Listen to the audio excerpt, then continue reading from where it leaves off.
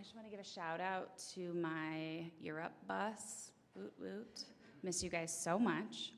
I'll start a timer because I've been asked 14 times how long we will take. I'll let you know. But we'll be faster than Dr. Montgomery, promise. So I'm Ashley Malik. I'm our student activities director. I can say he's not here. And the instructional director of the arts. And I, as noted, did have the privilege to go with our directors to Europe over spring break, which I always say was exhausting but fun and worthwhile. And it was one of those moments that the very last performance, they just left it all on the stage, and it was incredible. And I'm a crier, and I'm like tearing up in the back, and I'm like, this was so hard to get them here, but this is exactly why we do it. So I just want to thank the board. This process started in 2019. Jen Hermes, you have been busy with this contract. We have been over this sideways, back and forth. How do we do this? How do we make sure we are being fiscally responsible, but also giving our students the best experience, which is oftentimes an administrator's balance. You know, that's the line we constantly have to kind of think about. And so I think we did a pretty good job. We learned a lot, but our kids are amazing, and that's basically what we all came away with was we are exhausted, but that was so wonderful, and we can't wait to do it again. So thank you for giving us that option and that opening that door, though it was when you provided us that opportunity, no one really knew when it would happen. So we just kept kicking it out to a time when we could safely and responsibly take our kids on this trip. So we will continue. So our big focus for student activities, clubs, activities, athletics is engagement and getting our kids connected. Currently, to date, we are at 89% engaged, and proud of that number, but hesitantly pushing further. We know that's not enough. We know that's not where we want to be. We always want to make connections with every single one of our students. We have a variety of offerings, and I feel like we've really kind of rounded out what we present our students through our pilot club programs, through our athletics. We have 33 different athletic opportunities. It covers 87 different levels.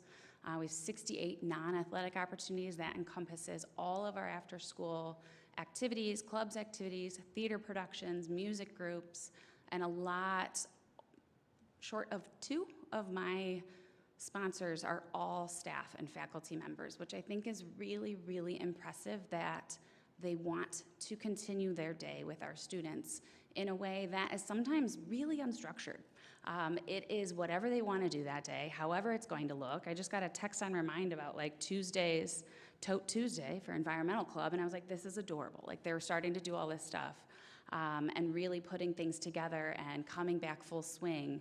I would say overall our groups, we have 75% of our student body of 1,414 kids involved with 2 or more extracurriculars. That is a sweet spot Tim and I try and hit, is that if a student is not in fall cross country, they should be in a club or an activity or something on kind of my end of the building. If they are out of season or didn't make a team, I'm constantly asking Tim, when are your numbers updated? When are cuts posted? When are things like that hitting our students so we can kind of catch them and get them involved in other things? One student didn't end up making a team over the summer like they had anticipated, and now they're on another team that she has said, I had no idea my high school experience could look like this. And it's something where we have a minute to regroup, to talk to these kids, to talk them through getting cut or not making a team or not making a play can really feel like in that moment, what's my next 12 weeks going to look like? I thought it was going to be like this with these people, and now it's not. And that's a big part of Tim and I's office, is making sure we catch those kids, have those conversations, really get to know them one-on-one and who they are and what they're about. And that, honestly, is what brings me to work each day. I love being with the kids. I was kind of laughing at Patrick's report. You forgot the slides. But I was like laughing, and I was like, the pictures, because they bring us so much joy. And it's really fun to be able to be in their spaces, seeing what they're up to, and finding what makes them tick. And so it was cool. I asked a couple of students, why are you involved? And throughout our board report, the full report, there's quotes and different pieces there, and their answers are so varied. And what was fun was to see, so Kashyap I met on the Europe trip, and he was ridiculously fun, like so kind. He played four-hand piano piece with Natasha Ma. It's such a complex piece. It was an accompaniment that they both had to play at the same piano, and I had no idea he did that. And so I met him, and then I learned more about him and what he's involved. And I asked him, I said, why did you do this? Why are you engaged? And he just said, like, the people I meet, the experiences I get, the things that he's able to hang out with a different group than he normally sees during the school day. And so I thought that was just really authentic, because there's a lot of times that kids are struggling to make connections during class. And I always describe things like Stitch Club as you are going to walk into a space where everyone's going to be interested in what you're interested in. You know that. You have something in common already. So the next step is just getting to know them and introducing yourselves and building those relationships. With that, this is just for club and activities, and Tim will talk more about athletics. For clubs and activities, there's something I've been tracking, obviously, for a couple years now. This is a new data point that I'm just sharing with the board. Is just currently we have 63% of our student body involved in just clubs and activities. So I've been trying to follow the line of what that might be, what clubs exist, what kids are getting engaged in, and I've just been really proud that it's increasing, because I think sometimes students think, well, if I'm an athlete, I'm not in clubs. And what Tim and I have found is that is definitely not true. There are a lot of kids that go on all sides of the building and get involved in whatever way they want. And I mean, his intramural program, he'll speak about that, is booming. And it's really cool to see the kids engaging in fun, competitive spaces while also finding, going on a German trip to the art museum, like different instances like that where they are building community within our walls. Thanks, Ashley. Tim Burkhalter, Athletic Director at the high school. This is my 18th year as the Athletic Director, and with all due respect to everybody else, I have the best job in the building. I honestly believe that because I get to see so many of our kids and our community engaged together. It's not just the athletes that are participating, but I get to be at events where our community joins us. And I think that's what makes this place really special. I think it's what a Friday night has a really special vibe when you're here at a ball game on a Friday night, or even a Saturday lower level contest where you're out on the corner. It just really is a special place. And I think that when you look at our participation numbers, and I'm really proud of them. I'm a math guy. I study these. I really look to say, how can we continue to squeeze more? In the back of my head all year has been Dewey's comments to try to push even farther, which is good. But if you look at the offerings we have for a school of 1,414 kids, this is as robust a program as schools of 3,000 and 4,000 kids. Okay, it's not just an opportunity to participate. We have 12 programs exclusively for the boys, 14 for the girls. Very proud that we have a number of co-ed programs. In a moment, I'll talk a little bit about our co-ed wrestling program and the success that program has been having. A number of years ago, we started the Special Olympics program, which has many of our athletes with special needs paired with other students, other peers, that then they become lifelong friends with. Not just participating in bocce ball, but sharing time in the hallway at lunch, and that's the richness of programs like that. Ashley mentioned our intramural program. I can't tell you how much pride we take in where that program is because it's student-led.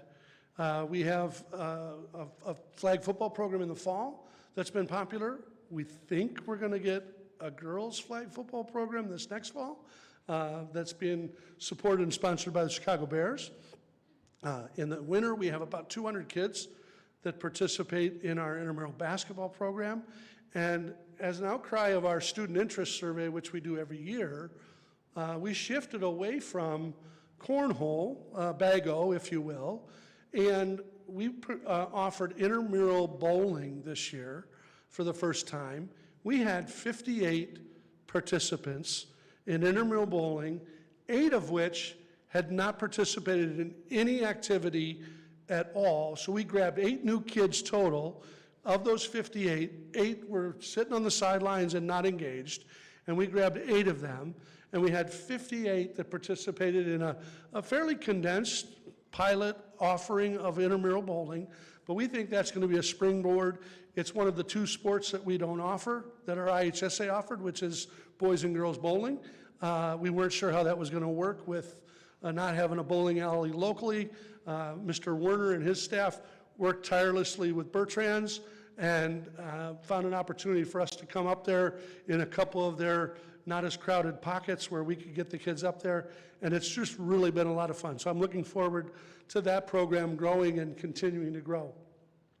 As Ashley mentioned, we have an offering not just for varsity level, but if you look at 87 levels, varsity, JV, JV2, sophomore, fresh soph, freshman A, freshman B, we have places where kids can get plugged in, okay? And then there's an opportunity for them to matriculate and grow, and if they want to stay in that sport, those are opportunities as they grow.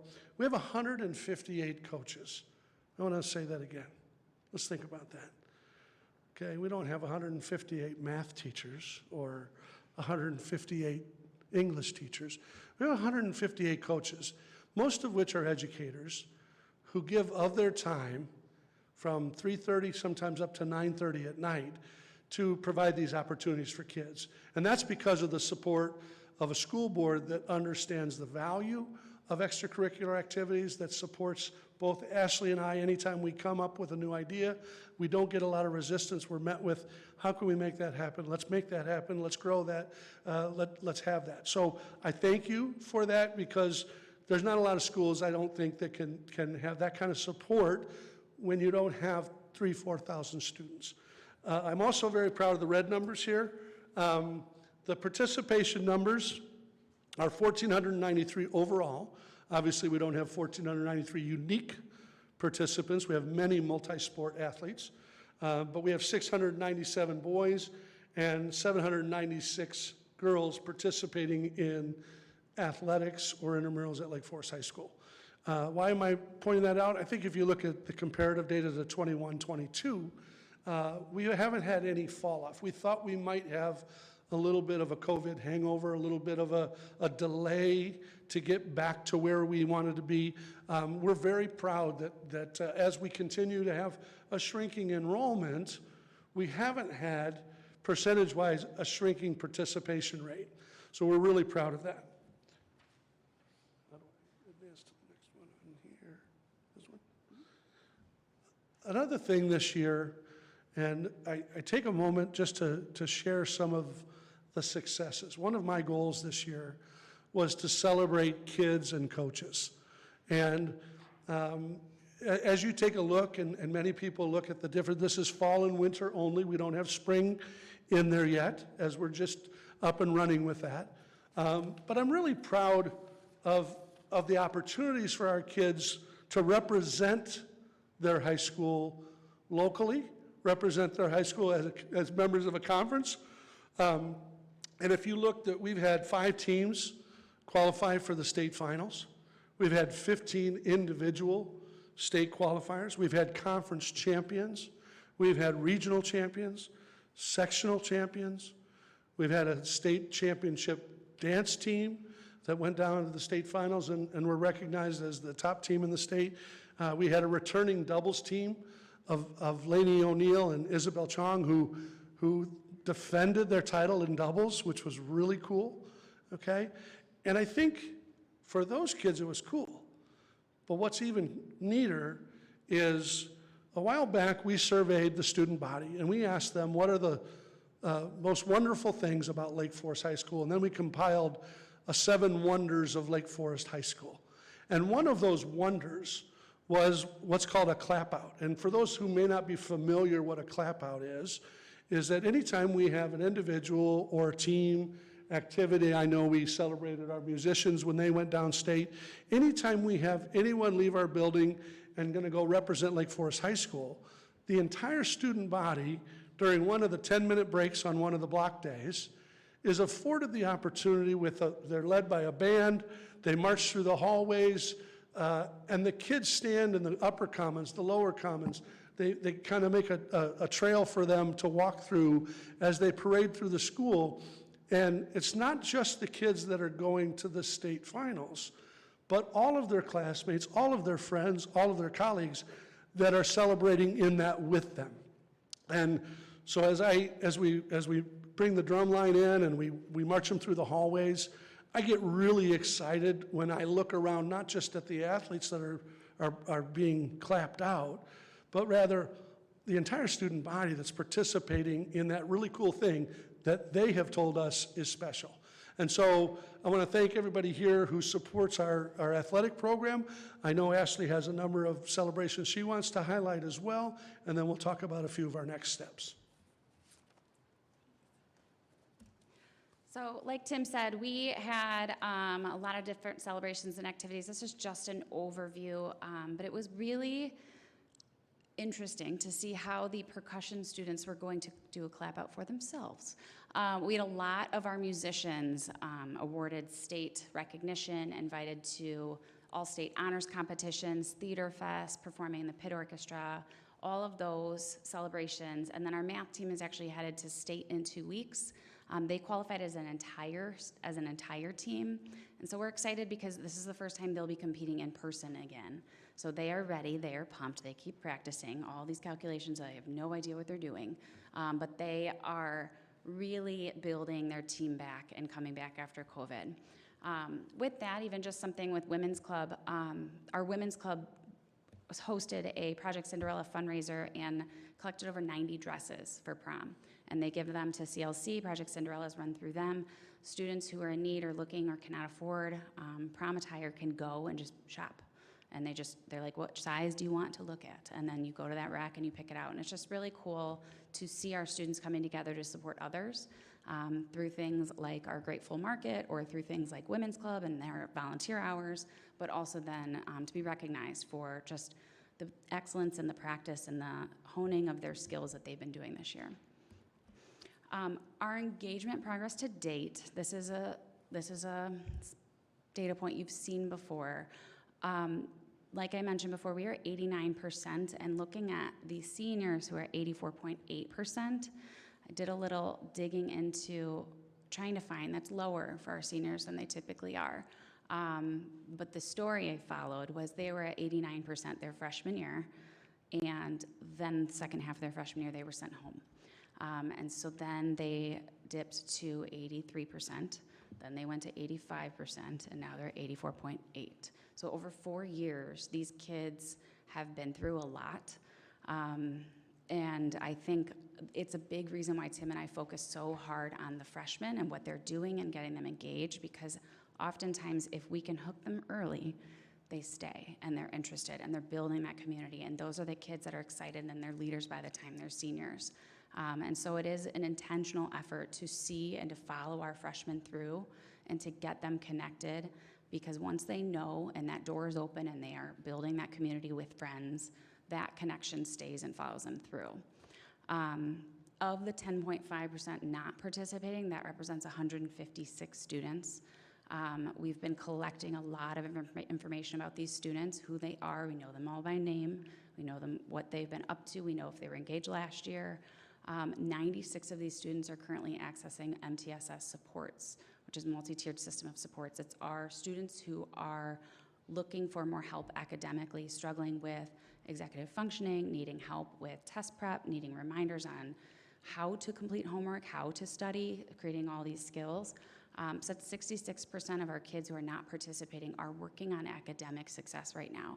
And for me, I know then that they are connected with an adult in the building, which is a big goal, and also to kind of leave them alone for a minute. They know we're here, we talk to them, they know what we offer. When we are trying to support these kids in MTSS, we are supporting the whole student, but it isn't something where they need more right now. It is recognizing where they're at, what their challenges are, and letting them be a student first.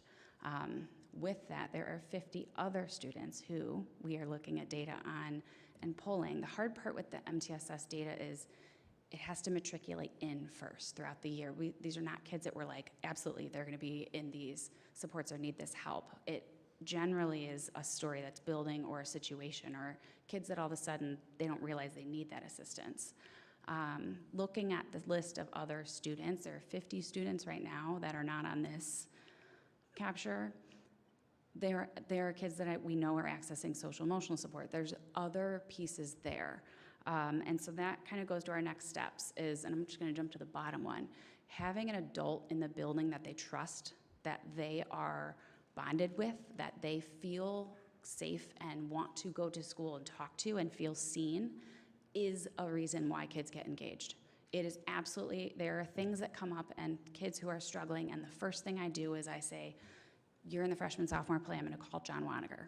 I know he's the director, I know he has a relationship with you. If I'm gonna have a conversation with you, you don't know me yet, so I'm gonna pull someone I know you trust, and we're gonna talk about what's going on, and we're gonna see why this is happening. And that, to me, is more important, getting those 50 kids engaged. And what's nice is I can now pull and say, okay, social workers, what do I need? Okay, guidance counselors, what do you know? We start to tell a bigger story.